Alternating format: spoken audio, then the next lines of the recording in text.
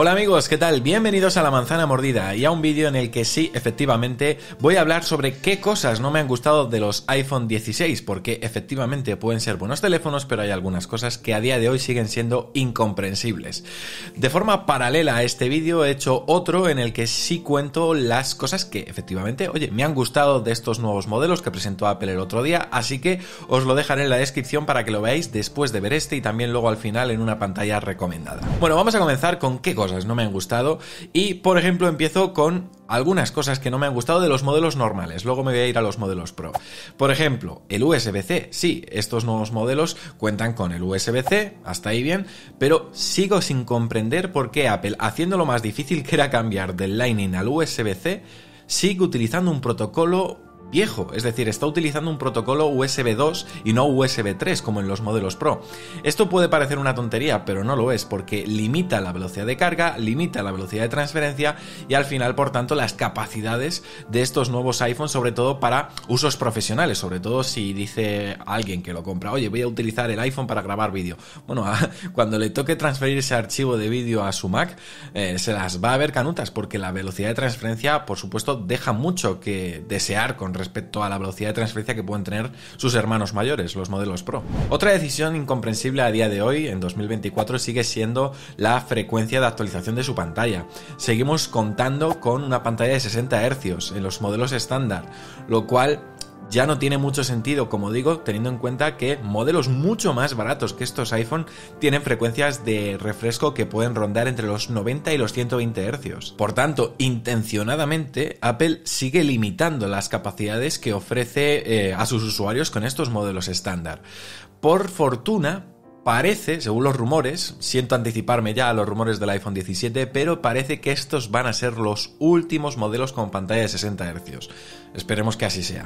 Hablando de decisiones que me cuesta un poco asumir, vamos a hablar sobre las capacidades mínimas de almacenamiento del iPhone 16 Pro.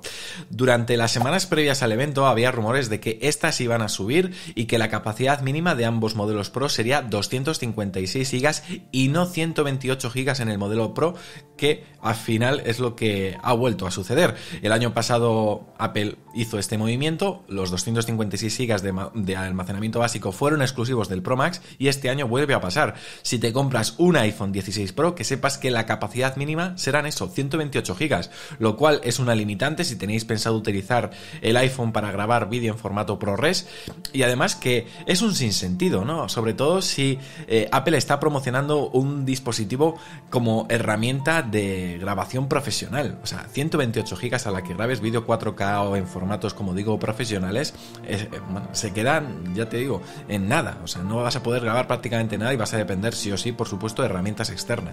Vamos ahora a algo que nos afecta a los que vivimos en Europa. Y es que si nos vamos, por ejemplo, a la web de Apple me voy a la web de Apple en México, por ejemplo, ¿no? O a la web de Apple en Estados Unidos, la que prefiráis.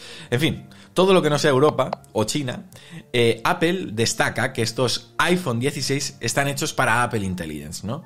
En cambio, si te vas, por ejemplo, a la web de España, aquí no hacen ninguna mención. Es más, lo más destacado o el principal reclamo podría ser quizás el nuevo botón de cámara que, obviamente, pues, hombre, a ver, está bien, pero ahora os voy a explicar por qué creo que como reclamo es bastante flojo. Y es que, insisto, sigo sin entender cómo a día de hoy Apple no es transparente con las razones que le impiden llevar Apple Intelligence a Europa. Para empezar, no me gustó nada que en el evento no fueran precisamente claros con esto, porque la gente que quizás no vea estos vídeos que hacemos nosotros posiblemente no esté al tanto de que cuando compre estos nuevos modelos que Apple promocionó por encima de todo para usarse con Apple Intelligence, no los va a poder utilizar, como digo, con Apple Intelligence hasta por lo menos 2025. Y ya no hablo en inglés, digo en territorios como España. Aunque lo quieras usar en inglés, no vas a poder. Recordemos que Apple ya, cuando se anunció la conferencia de desarrolladores Apple Intelligence, comentó que hasta 2025 no cree que pueda llegar a más territorios debido a la incertidumbre regulatoria en la Unión Europea. Por tanto, has utilizado en tu evento de presentación de estos teléfonos un reclamo que no es extendible a todos los territorios. ¿Y por qué? Porque al final sí, yo entiendo que Europa es muy tocapelotas, yo me he quejado amargamente de ello en este canal, o sea, no es ningún secreto mi postura con respecto a eso, pero también por otro lado, no llego a entender a Apple. O sea, si tan privado es Apple Intelligence y tan bien estáis haciendo las cosas, ¿de verdad no cumple con las exigencias que te pueden poner en Europa? Sinceramente, empiezo a sospechar que Apple está aprovechando todos estos rifirrafes con la Unión Europea simplemente como castigo y como medida para ganar tiempo, para que así ellos también puedan tener a disposición de todos los usuarios y toda la demanda que van a tener unos servidores capaces de precisamente poder abastecer todas las solicitudes que puedan ejecutarse por parte de los usuarios cuando dependan de funciones de IA que tengan que utilizar los servidores de Apple.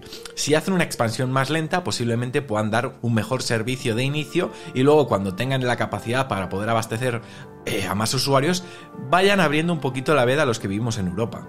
Porque, insisto, creo que a día de hoy lo que han enseñado de Apple Intelligence no está justificado que no llegue a Europa.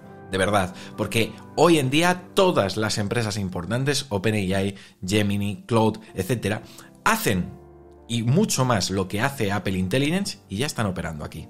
Así que insisto, creo que es un poco una excusa que a día de hoy no es muy justificable. Por tanto, los que vivimos en Europa, el principal reclamo para comprar estos nuevos modelos es el botón de cámara, ¿no? El botón de acceso a la cámara que ya nos mostraron en el evento, que va a permitir poder hacer en cualquier momento a ella y simplemente con pulsaciones y pequeños toques poder movernos por la interfaz, por ejemplo, acceder a la cámara, acceder al modo vídeo, al zoom, al desenfoque, en fin, ya sabéis, poder interactuar entre todas las opciones que nos da la cámara. Pero claro, ¿es un aliciente suficiente? Porque, vamos a ser honestos, este nuevo botón no aporta ningún extra a la cámara del iPhone, me refiero. Es decir, ¿vas a hacer algo diferente con este botón que no puedas hacer interactuando con la pantalla táctil? Es más, yo creo que es incluso algo más confuso y para la gente no pro va a seguir utilizando la pantalla táctil en vez de este botón. Así que honestamente creo que este nuevo botón de cámara corre el riesgo a ser de ese tipo de funcionalidades que están muy bien durante los primeros días, pero que luego al final no acabas usando. Fijaos cómo será que incluso en el vídeo de Apple que subieron paralelamente al evento para mostrar a modo tour las capacidades de la cámara, hay un momento en el que está en una cancha de baloncesto y se ve como el propio chico no usa la nueva interfaz con el botón de cámara para poder hacer una grabación de vídeo, sino que sigue utilizando la pantalla táctil. Es que incluso a ellos mismos no les sale usar ese nuevo botón para cosas que ya estamos más que acostumbrados y que se hacen además de una forma muy rápida con la pantalla.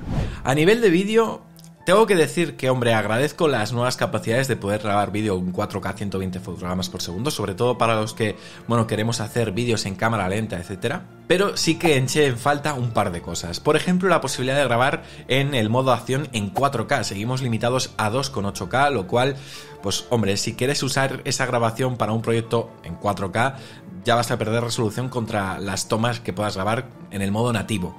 Y luego, por otro lado, la posibilidad de grabar vídeo en resolución 8K. No para reproducir en paneles 8K, entiéndase.